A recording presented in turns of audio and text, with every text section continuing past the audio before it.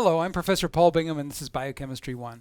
Our topic in this segment is protein primary structure and sequencing. Let's be clear about first what we mean by that and why it's important in the context of proteins. Remember that proteins are one of our linear macromolecular polymers that make up most of the characteristic biochemistry of all organisms on Earth.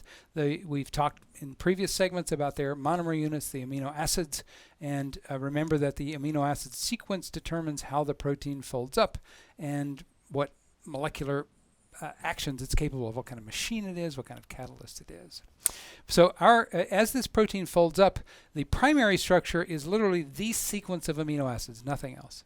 But because of the sequence of amino acids, it folds up locally in what's called secondary structure, and then even larger into larger entities that make up tertiary structure, and then multiple proteins can associate to do what's called quaternary structure. We're going to be concerned with all of those things later. Today we're concerned with one thing: primary structure, the sequence of amino acids in a protein, making up a protein.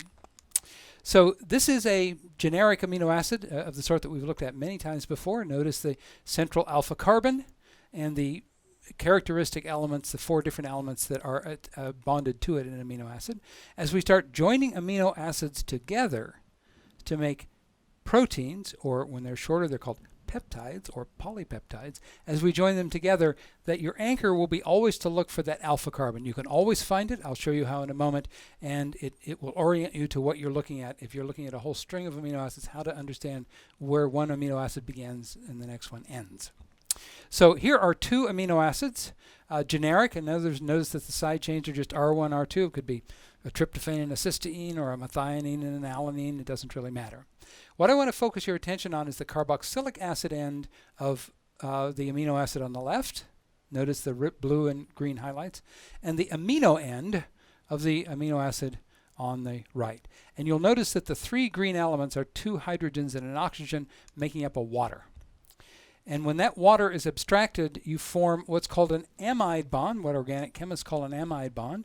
But these particular versions of amide bonds are usually called peptide bonds in this context, because they're amino acids being joined through an amide linkage to make a polypeptide or a protein. This is the formal organic chemistry balance sheet here. As most of you are aware, of course, the actual way in which organisms build polypeptides, build proteins, much more complicated than this. It involves the translation machinery and the genetic code and ribosomes and messenger RNA and so on.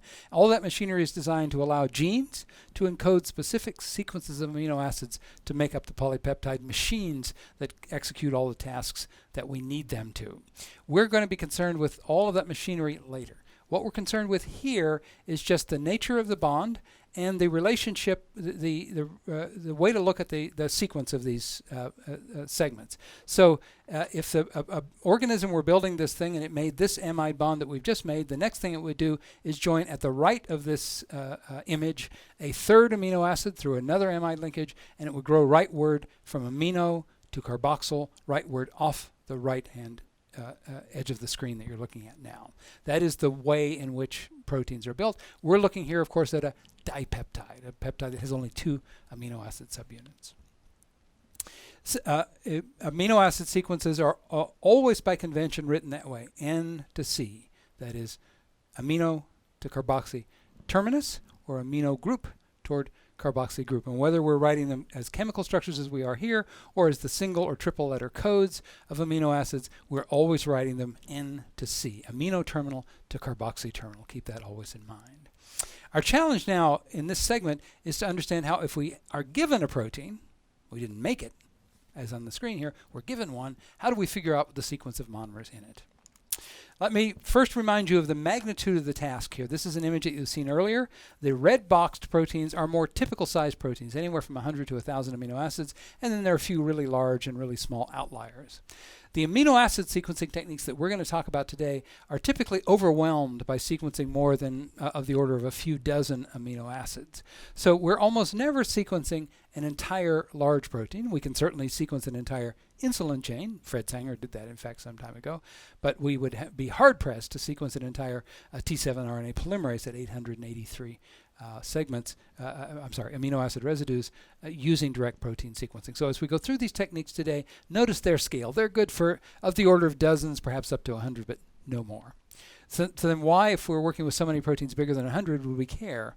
Let me remind you of something you all know, but it's crucial in this context, and that is nucleic acid sequence, biochemical design information, encodes protein sequence, biochemical tool molecules. And in fact, if we know the protein sequence, we can predict a lot about the DNA sequence. There's some degeneracy in the code, but we can predict a lot about the DNA sequence. And if we know the DNA sequence, we can predict the protein sequence unambiguously. So in fact, we are often happy with sequencing a little part of a bigger protein because it allows us then to unambiguously identify the gene encoding that protein, and we can then use the DNA sequence of the gene to fill in the rest of the protein sequence that we'd like to have. So even though the scale of these protein sequencing techniques that we're going to be looking at over the next few minutes is limited, they are exquisitely useful. All right. So let's confront one problem we have first here. So the squiggly white line here is a large polypeptide of indefinite size. And we've highlighted here two cysteine residues. So look at the R chain and the Fisher projection here extending downwards. It has a methyl group and a sulfhydryl group. Notice the two sulfhydryl groups. These sulfhydryl groups are interesting because they're redox active. That is, they'll interact with oxidizing agents like molecular oxygen in the air that we breathe to run other redox reactions called energy metabolism. They'll interact with those and form a disulfide bond. That is, the two hydrogens are abstracted ultimately to molecular oxygen, and you're left with an oxidized covalent bond between these two sulfurs called a disulfide bond. Some parts of the tissue environment of an organism are oxidizing, and they'll make disulfide bonds on purpose.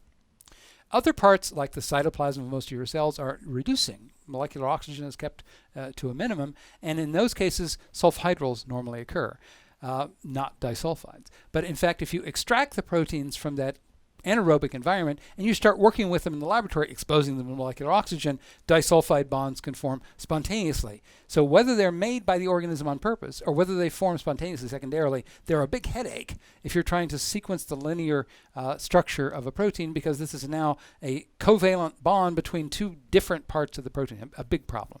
So in fact, one of the very first things that you do when you're trying to work with a protein and sequence it is control this problem of disulfides. So in fact, there are various reagents. One of them diagrammed on the screen here, a simple one called beta-mercaptoethanol, is itself a reducing agent, sulfhydryl.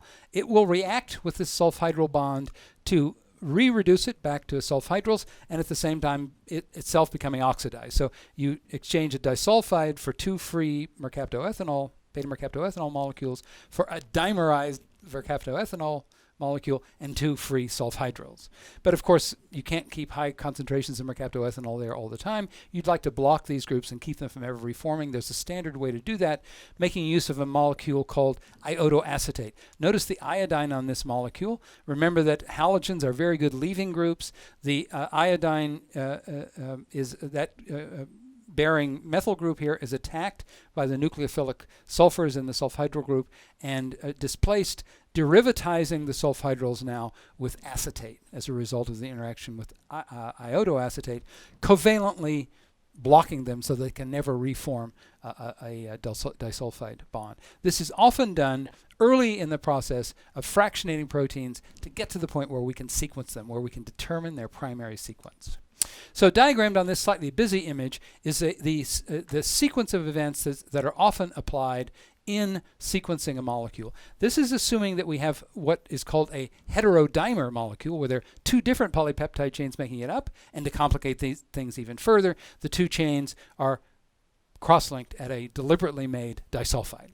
So of course the very first thing we do is reduce the disulfide, breaking the two chains apart, probably block the sulfhydryls with iodoacetate, and then proceed to use the fractionation techniques of the sort that we've talked about in an earlier segment to separate the two chains from one another, and now we sequence them separately.